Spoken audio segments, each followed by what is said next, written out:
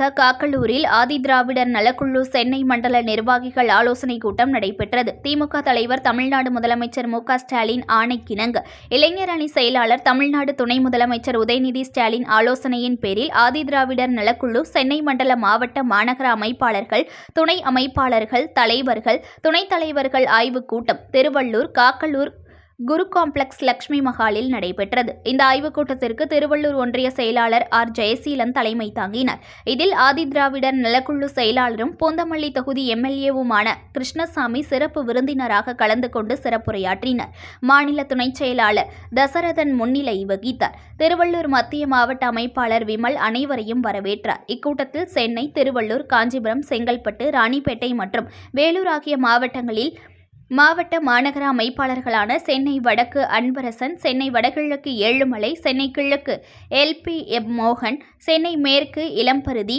சென்னை தென்மேற்கு பொலியூர் மோஷஸ், சென்னை தெற்கு சுரேஷ், திருவள்ளூர் கிழக்கு சம்பத், திருவள்ளூர் மத்திய மாவட்டம் விமல் ஆனந்த், திருவள்ளூர் மேற்கு சிலம்பு பன்னீர்செல்வம், காஞ்சிபுரம் வடக்கு பாஸ்கரன், காஞ்சிபுரம் தெற்கு புருஷோத்தமன், ராணிப்பேட்டை சக்திவேல்குமார், வேலூர் திவாகர் மற்றும் காஞ்சிபுரம் மாநகரம் மோகன், ஆவடி மாநகரம் தண்டுரை கோபி, தாம்பரம் மாநகரம் நடராஜன் மற்றும் துணை அமைப்பாளர்கள், தலைவர்கள், துணைத் தலைவர்கள் கலந்து கொண்டனர்.